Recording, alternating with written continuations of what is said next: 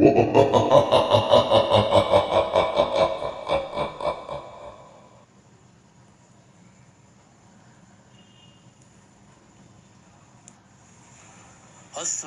আলাইকুম এবং শুভরাত। আজকের ঘটনাবহুল ঘটনার গল্প আড্ডায় সবাইকে স্বাগত জানাই। আজ শুনবেন এক অতি আশ্চর্য ভৌতিক গল্প।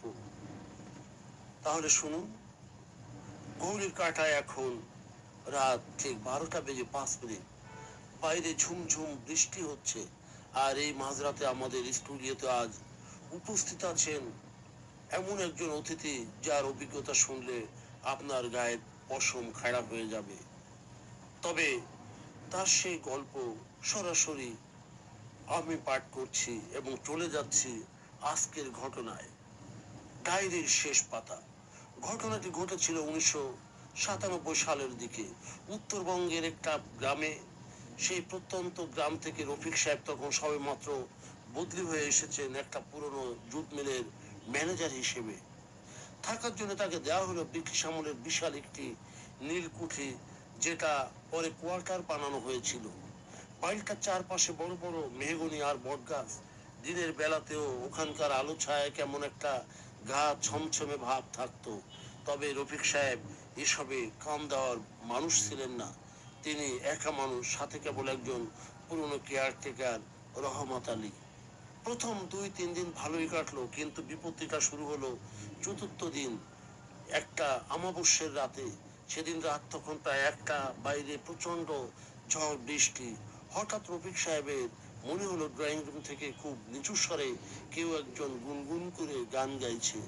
সুরটাও বেশ চেনা, কিন্তু ভাষাটা বাংলা নয়, কেমন যেন পুরনো ল্যাটিন বা ফ্রেঞ্চ আছে। রফিক সাহেব ভাবলেন রহমত আলী হয়তো রেডিও বা টেপ রেকর্ডার বাজাচ্ছে। তিনি ঘর থেকে বেরিয়ে ড্রয়িং রুমে গেলেন, কিন্তু না, সেখানে ঘুটঘুটে অন্ধকার, কেউ নেই। গানটাও সাথে সাথে বন্ধ হয়ে গেল। তিনি রহমত আলীকে ডাকতে যাবেন, ঠিক তখনই তার ঘাড়ের পেছনে কেউ যেন একদম বরফ শীতল একটা নিঃশ্বাস ছাড়লো। রফিক সাহেব চমকে পেছনে তাকালেন। কেউ নেই, কেউ নেই। কিন্তু অদ্ভুত ব্যাপার, ঝড়ের রাতেও ঘরের ভিতরের তাপমাত্রা হঠাৎ মাইনাসে নেমে যাওয়ার মতো ঠান্ডা হয়ে গেল।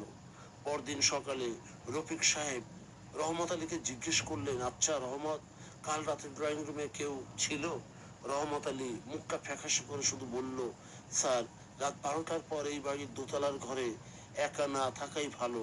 আগে সাহেবও টিকতে পারেন নাই। এর বেশি সে আর কিছু বলল না। আসল ঘটনাটা ঘটলো তার পরের রাতে। রফিক সাহেব ঘুমানোর চেষ্টা করছিলেন। রাত ঠিক 2টা।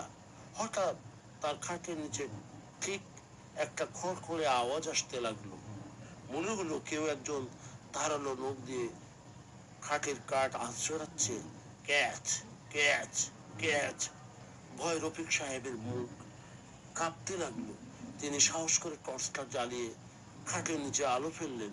যা দেখলেন তাতে ওনার চিৎকার করার শক্তিও হারিয়ে গেল। খাটের নিচে কোনো মানুষ নেই, কিন্তু একটি পুরনো চামড়ার বাঁধানো ডায়েরি নিজে নিজেই যেন খোলার চেষ্টা করছে। বাতাসে পৃষ্ঠা ওড়ার মতো করে ডায়েরির পাতাগুলো এপাশ ওপাশ হচ্ছে, আর সেই নখের আঁচড়ের শব্দটা ওই ডায়েরির ভেতর থেকেই আসছিল। রফিক সাহেব কাঁপতে কাঁপতে ডায়েরিটা হাতে নিলেন। পাতাগুলো উল্টাতে উল্টাতে একদম শেষ পাতায় গিয়ে দেখলেন সেখানে কাঁচা রক্ত দিয়ে একটি তারিখ লেখা আছে, 26শে মে 1897। আর তার ঠিক নিচে ইংরেজি হরফে লেখায়, you are sleeping in my grave. আমি, তুমি আমার কবরের উপর ঘুমাচ্ছ বৎস। ঠিক ওই মুহূর্তেই ঘরের জানালার কাঁচগুলো একসাথে ঝনঝন করে ভেঙে পড়লো, আর খাটের ঠিক কোনায় অন্ধকার, গভীর অন্ধকারের মধ্যে রফিক সাহেব দেখতে পেলেন একটা অবয়ব। অবয়বটার কোনো মুখ নেই, শুধু দুটো জল জ্বলে চোখের কোটরে নীল আগুন জ্বলছে। সে আগুন বড্ড ভয়ঙ্কর। সেই ছায়াটা ধীরে ধীরে খাটের দিকে এগিয়ে আসছিল। রফিক সাহেব আর সহ্য করতে পারলেন না, জ্ঞান হারিয়ে মেঝেতে লুটিয়ে পড়লেন। পরদিন সকালে জুট মিলের লোকজন এসে তাকে উদ্ধার করে। এরপর আর এক মুহূর্ত তিনি ওই বাড়িতে থাকেননি। আজও প্রতি বছর 26শে মে তারিখটা আসলে রফিক সাহেব নাকি রাতে ঘুমাতে পারেন না। ওনার মনে হয় ওনার খাটের নিচে এখনো এখনো কেউ একজন নখ দিয়ে কাঠ আশ্রাচ্ছে। Catch catch catch. শ্রোতা, এই ছিল আজকের ঘটনা। কেমন লাগলো আপনাদের? আমাদের আপনার জানা মতে কোনো ভৌতিক গল্প থাকলে আমাদের জানান। আমাদের হোয়াটসঅ্যাপ নাম্বার 013060022168। আর ঘরে ঘুমোতে গেলে ঘরের জানালাটা একটু চেক করে নিন। বন্ধু আছে তো?